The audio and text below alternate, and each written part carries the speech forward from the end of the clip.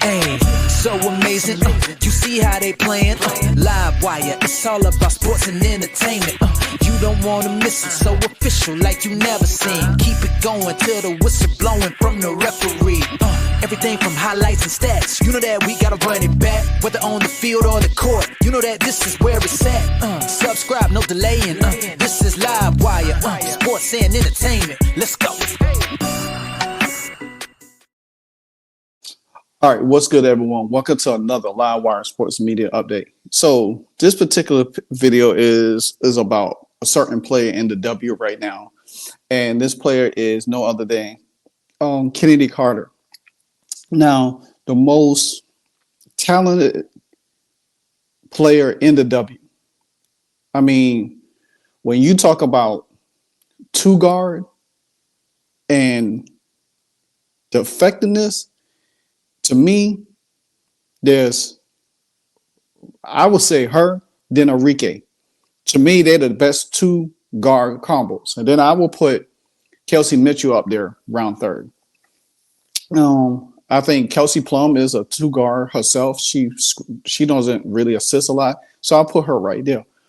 But Chennedy Carter, I think she's to me the most explosive guard in the league. I mean, she's 26 years old. She has had histories, her ups and downs with the league. A lot of us know Chennedy Carter from last year when she blindsided Caitlin Clark with a shoulder check, and that sparked a lot of controversy. That soured a lot of players, a lot of fans over her, the way and I think a lot of that, to me, to be honest with you, even though she had her issues before in the league, sometimes you could be in a bad environment. I don't think Teresa Weatherspoon, the coach, did a very good job of managing that team, especially the egos, the attitudes, and all of that. Especially when you first you drafted Camila Cardozo, third? Then you drafted Angel Reese at 7. And Angel Reese has a high, her attitude, her popularity, and that kind of like overshadowed a lot of the players on the team. Even Camila Cardozo, who got drafted higher than her, she had to play the background a little bit, and then until Angel Reese got hurt, then you seen Camila really be Camila.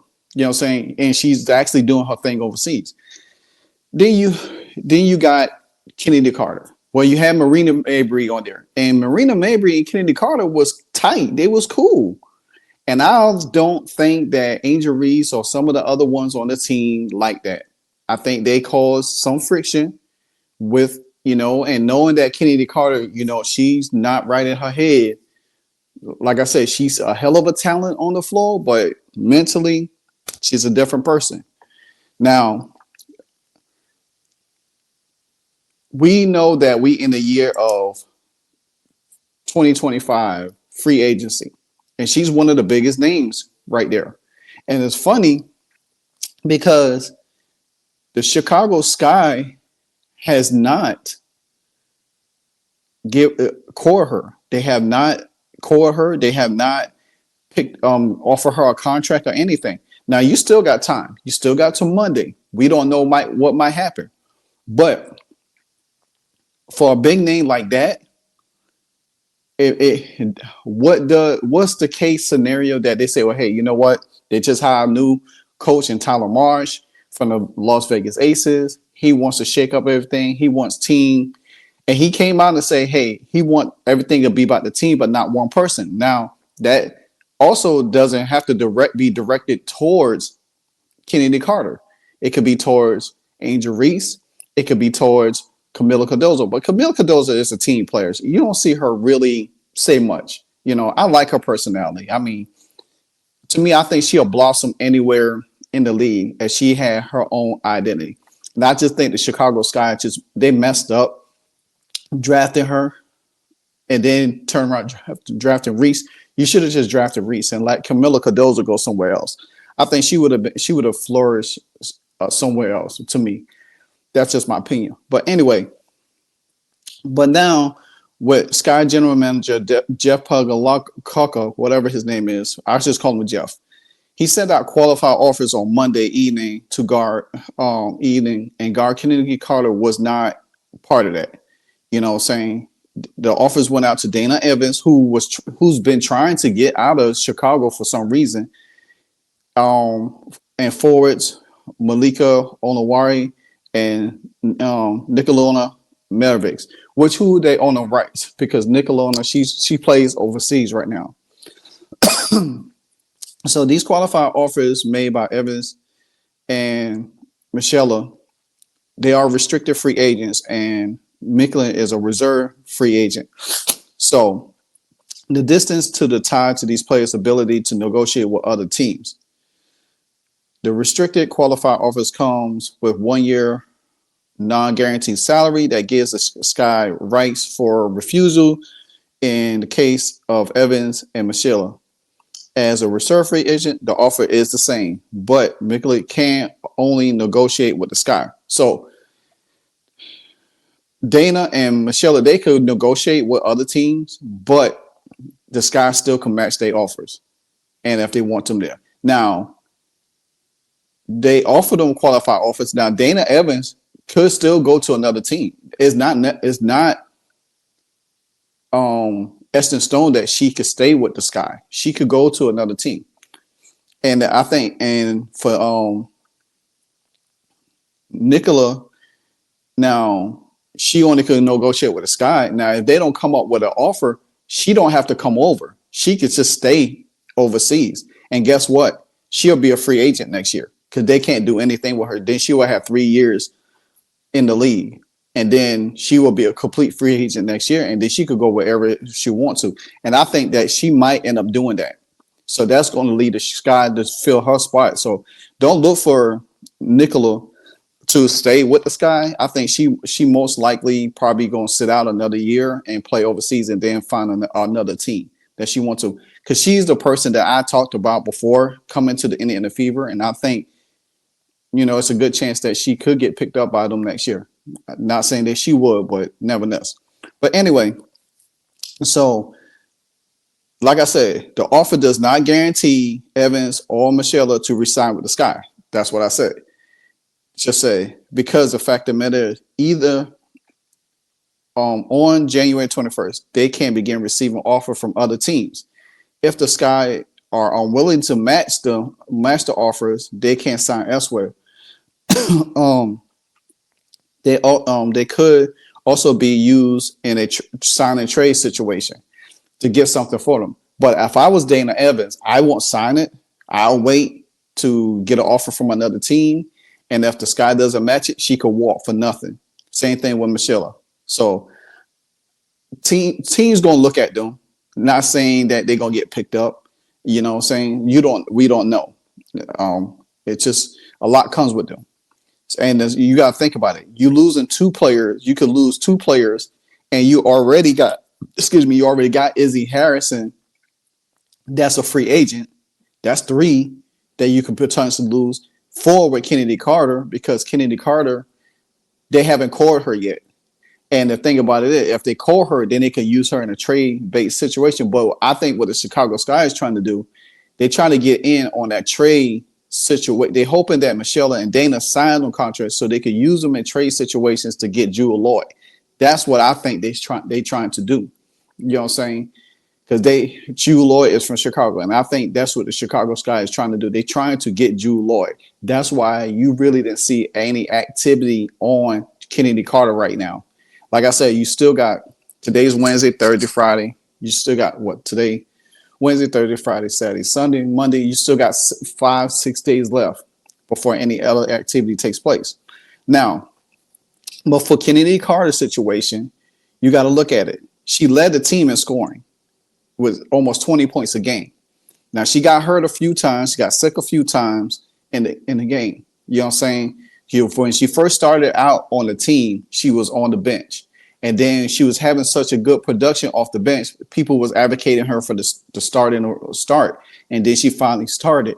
But then you kind of see the Sky started not being meshed well because They wanted things to go through Angel Reese, who's not a pure post scorer. She's a good rebounder, but she's not a good scorer.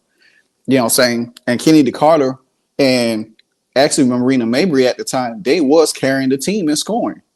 And they just needed a point guard to get them the ball. Now, for Kennedy Carter's situation, like I said, she's an excellent talent. They dubbed her as, the female Allen Iverson. You know what I'm saying? And she great with handles. She got a good pull up. I mean, for a female, her vertical is nice. It's really nice.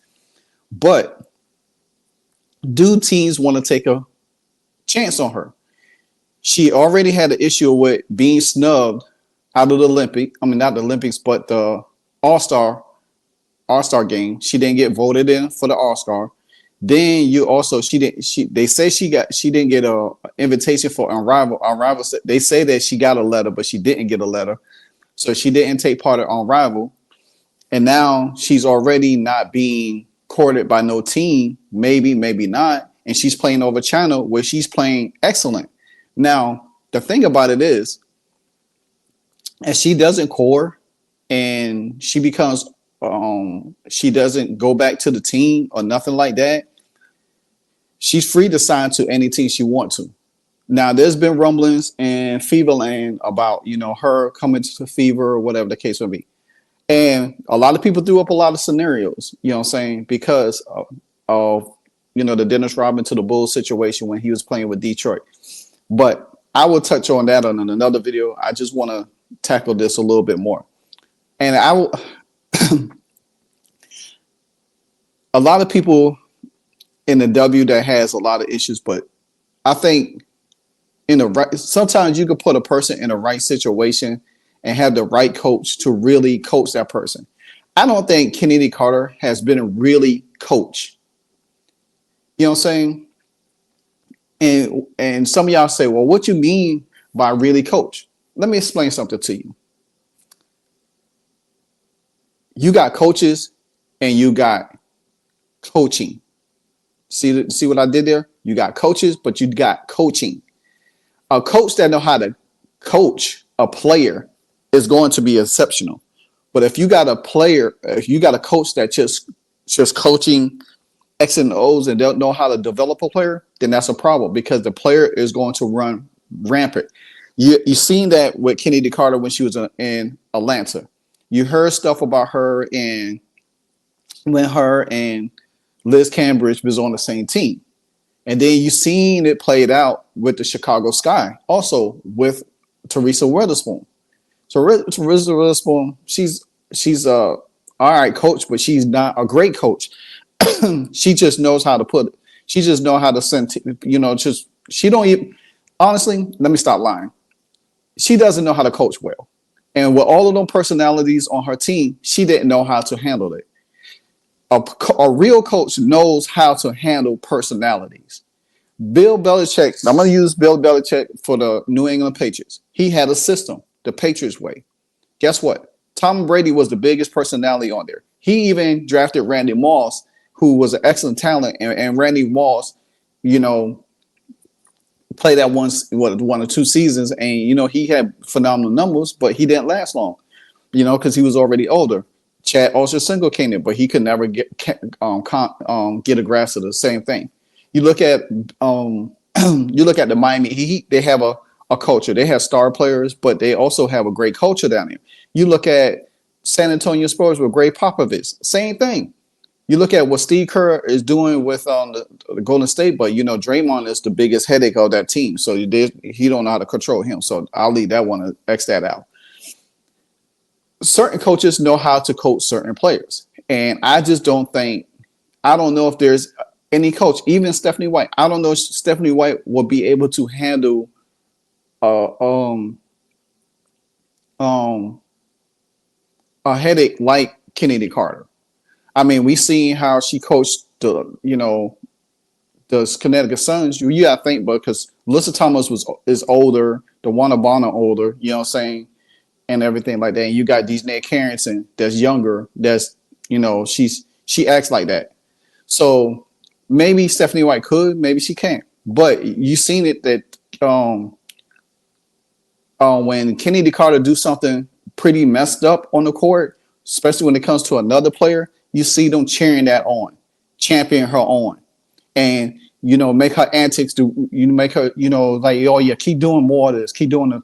But all it does is hurt a player like her, because honestly, she's a great talent. She should be in the W, but her antics and how they treat her make her is really bad. So anyway, players alluded in the locker room issues during exit interviews and a culture that catered to special needs of a few versus the whole team.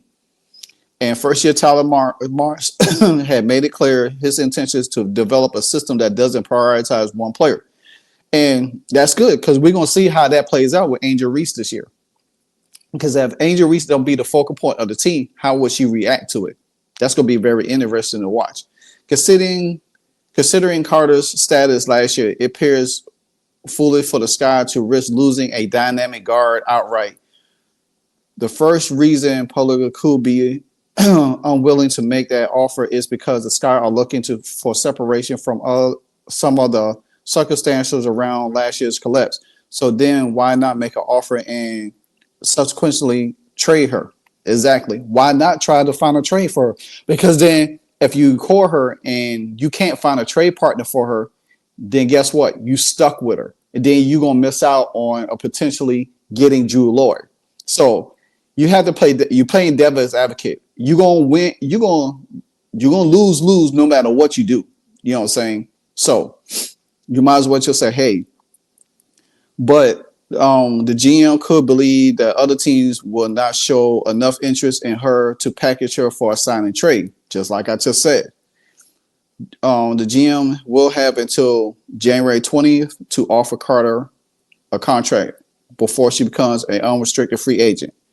And teams probably smart to say, you know what, we're not going to offer her anything. We're going to just wait till she comes on the market and then grab her. You know what I'm saying? Grab her. So, like I said, I think they playing a bad game with Chennedy Carter. I don't think she's, to me, I think, man, it's hard to really put into words, because I like the girl. I think she's a hell of a talent. I don't like what she did to Caitlin Clark, and I'm never going to accept that. But I think she has some influences, because I think if she was on another team, say for instance, like if she was in Atlanta, because Atlanta has played them and they never played dirty against Caitlin Clark. If she was on a team like Atlanta, or she was where she been there before in the past. Let me think. Say she was on, golly, could be the Mystics. I don't know. Probably the Dallas Wings. Say she was on the Dallas Wings. I think she wouldn't have been playing. I think her attitude would have been a little bit different, because the coach that was coaching the Dallas Wings, they had great players on that team, and they never treated Caitlin Clark like that. It was a lot of mutual respect for Caitlin Clark. And I think Chennedy Carter would have flourished in there. She probably would have came off the bench, but she would have played different. You would have been able to, she would have had great players around her to kind of like let her see different things. You know what I'm saying? And sometimes a player like that, act out like that, could be calling for help sometimes. You know what I'm saying? And you got to reach out to help her, because she's a great talent. China loves her. She averaging over 30, 40 points a game over there, playing her butt off. China loves her. They embrace her. And me personally, I don't think if she comes back into the league, she's going to stay over there and play in China, because they love her over there. And I don't see, me personally, because she played overseas before when she wasn't in the league. And so what makes you think that she's not going to stay in the league again if teams don't reach out to her? You know what I'm saying? So that's another thing that I look at it. She did had a little rib pain and, breathing difficulty when she was over there. She got hurt a little bit, but she was, like I said, she was averaging 17 points, 3 rebounds a game, and 3 assists a game. She's 26 years old, so she's getting up there. You want to maximize, if you want to bring her in now, before she hit that 30 mark, you got good 4 years on her right now. You know what I'm saying? So, I mean, she had a triple double one night for Wuhan is 40 points, 9 rebounds, 7 assists, 3 steals, and shooting 52% from the field. You know what I'm saying? It's like she hitting 40 pieces, but she's not going to be able to play like that. She's not going to be the focal point of any team in the WNBA anyway. She's going to either be on the bench, and to me, I think she will be a great sixth man. I don't think, because to me, to have her as a starter, you're going to have to sacrifice somebody else scoring. And to me, I don't see the Indiana Fever sacrificing Mitchell and Clark scoring to have her in the starting lineup when she's going to shoot more than them. And that's not going to happen. You're not going to shoot more than the star player on your team. But having her come off the bench for bench production, she could get 20 points off the bench quick. Ain't nobody's going to stop her on the bench, period. You know what I'm saying? So my thing is this here. I think I would like to see her get another chance in the W. I think somebody should be able to. And now that a lot of these WNBA teams are hiring more men, maybe that could be a more neutral balance for the league and how to manage some of these women and their emotions and stuff like that. What goes on? Maybe it worked, maybe it don't work. Like I said, I don't know if any coach going to deal with her, but I hope her time in China has been a valuable lesson.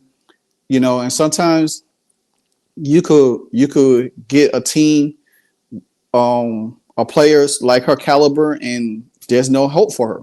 You know what I'm saying? There's no hope. She just plays the way she plays, or she acts the way she acts. But I think some of that is around the people you be with, the chaoticness, the attitudes. If you be around some players, like, say for instance, I think if she was with the Fever, I think her attitude would be totally different. I think she would be a little bit embraced. I think she'll have more fun, you know, because that's what the Fever about, having fun, winning games, doing different stuff, doing activities, you know, not some of that, all that crazy stuff, shaking, you know, twerking all in the video and all of that stuff. Like I say, her and Marina Mayberry had a great relationship. I don't know what happened, because for Marina Mayberry to leave that team, it had to be something in there. Now, Marina Mayberry did came out with injuries and said, oh, she didn't leave before her. And I think all of that was capped, because they all down there in Unrivaled and they all hanging around each other. That just, to me, I think that's all capped to me. But nevertheless, I think before I close out, I do believe that Chennedy Carter will be on the team. I don't know what team she will be on, but if she does not be on a team by the time the season start, you might as well, she'll be playing overseas in China. And like I said, I think they love her over there. They respect her over there. She even went to some kind of behavior thing that she did well, and they embraced her for her attitude and stuff like that. So maybe, you know, anybody could change. It's just, you got to have the right mentor to help you change and see things differently. That's the thing about it.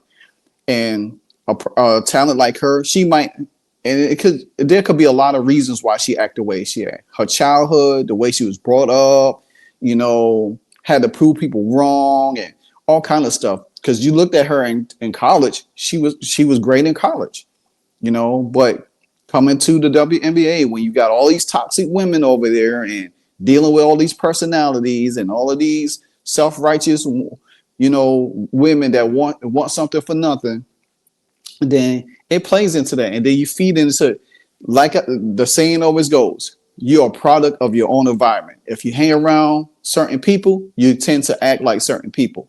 But if you tend to hang around good, decent people, then your that attitude will rub off of you, and you learn to see things and appreciate things in a whole different light. That's all I'm saying. So I think that she can be a great person. She just got to be in the right situation.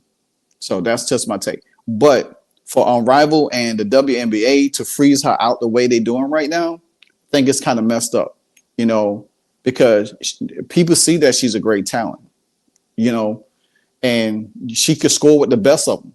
Now, she's not a great 3-point shooter, but she is a great around the rim scorer. You know, a great finisher under the back on a fast break.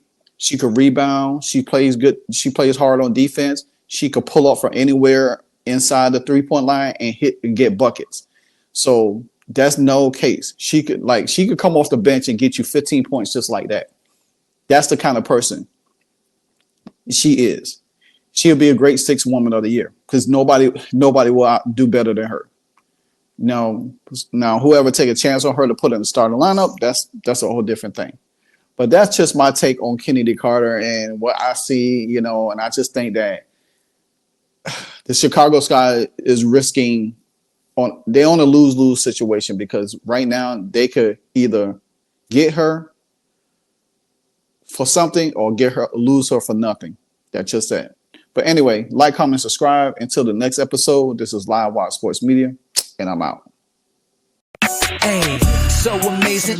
You see how they playing? Live wire, it's all about sports and entertainment. You don't want to miss it, so official like you never seen. Keep it going till the whistle blowing from the referee. Everything from highlights and stats. You know that we gotta run it back, whether on the field or the court. You know that this is where it's at. Subscribe, no delaying. This is Live Wire, sports and entertainment. Let's go.